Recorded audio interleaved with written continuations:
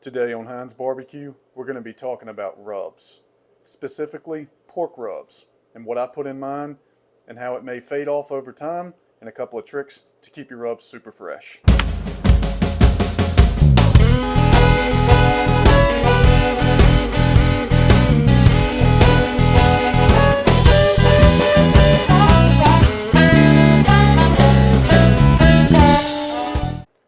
Alright, so let's put the rub together. This is a really basic rub. You can find these ingredients in almost pretty much any barbecue book out there. What we've got here is my rub that I put on all my pork. The reason why is it's really basic. It's super easy to make at home. There's a couple of things I'll throw out there that I think make the difference in between making it from some of your cheaper grade grocery store style spices and going to a spice company and getting fresh ground spices is probably the biggest caveat to anything I'll say here. I've got a local spice company here in Richmond, Virginia that I can get all this stuff from, which is Penzi Spices.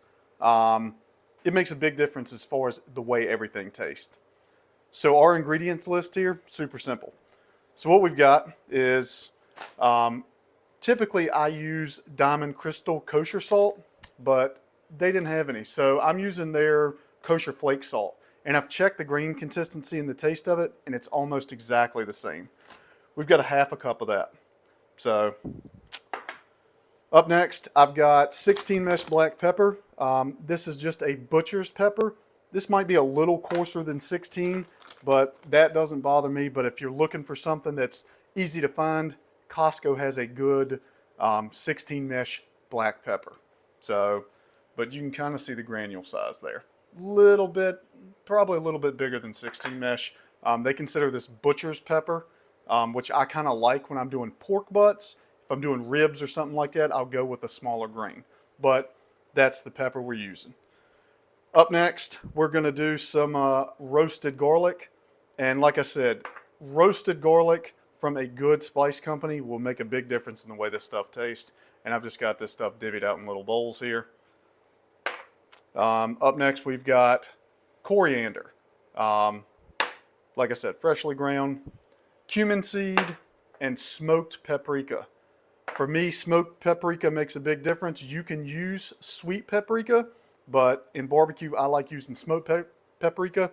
It, I don't know, just gives it a more kind of smoky taste. It mixes with the white oak that I use really well and produces a really, really good taste at the end of the day. So we all know that you can't do any type of pork rub without something sweet, or at least I can't. So what I've got here mixed in this bowl, and you can kind of see it layered in there, is I've got 3 different types of sweeteners that I like to use in my pork.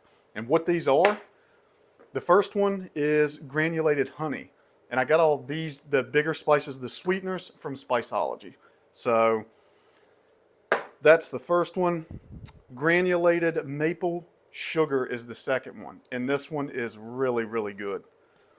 Thirdly, we've got granulated molasses, and oh man, this stuff just adds a really deep kind of buttery, sugary flavor. It's not super sweet, but it adds a very deep flavor to the rub itself. So something else you probably see is I store all of my stuff in mason jars. The reason behind that is, if you store these in the plastic containers that it comes in, it's probably, the spices are going to go flat on you.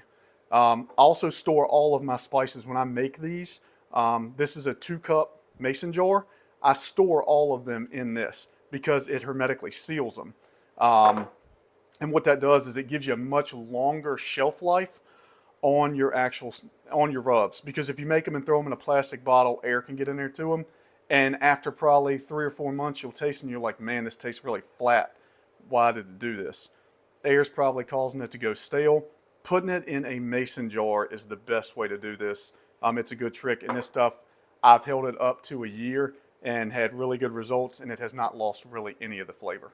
So the other thing I want to mention is how I pack this stuff in here. So when I measure this out, I'm just using a 1 tablespoon measuring spoon, and I'm not packing it in there. I'm just kind of filling it up there, just kind of and scraping off the top, dumping it in there. You don't have to pack it in there, and that's the way I've got this set up. Okay, Last but not least, spice. So everybody likes a little heat with their barbecue. Some people don't, some people do. The nice thing about what we're doing here is you can change any of this at any time that you want to. So what I've got is some Chipotle seasoning. This stuff is really awesome. So I will only put about 1/8 of a teaspoon in there. Sometimes 1/2 of a teaspoon, but don't put tablespoons of this stuff in there. It'll make it really hot. It goes a really long way. You can also use cayenne pepper. But like I said, you want to use a very small amount, even in a jar this size. It will really overpower the rub with a lot of heat. And if you like a lot of heat, then hey, go for it.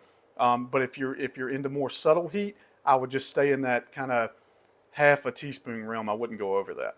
So let's throw this guy together and show you how I mix this up. So super simple. We're just going to take all of these ingredients and just dump them in the jar. If you spill a little bit, it's okay. I got lucky on that one. I didn't spill any.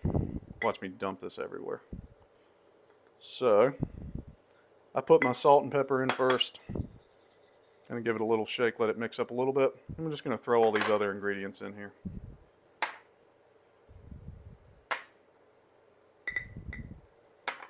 All right.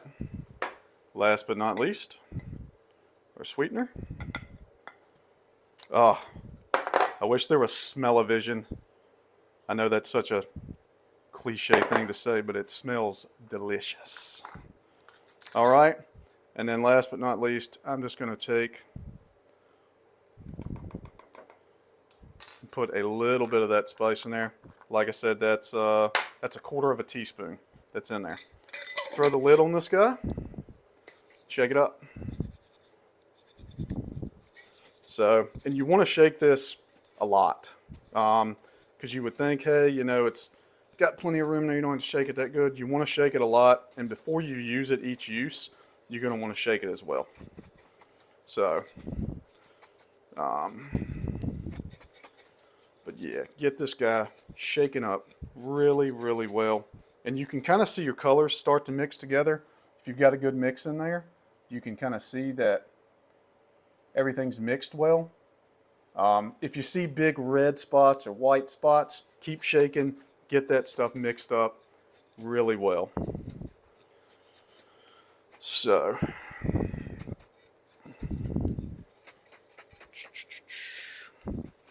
yeah. So there we go. That looks pretty mixed to me. Another thing I like to do is I like to leave that air gap in there. One of the reasons behind that is when I'm shaking this up, I've got enough room for the spices to move around in there and kind of intermingle together. So that's a very basic spice rub that I use on all of my pork. All right, so there it is. A very simple spice rub, primarily for pork. You could probably use this on chicken. You might even be able to use it on beef. I've just never tried. So, but I hope this helps somebody out there. Let me know what you think. And until next time, keep those fires burning.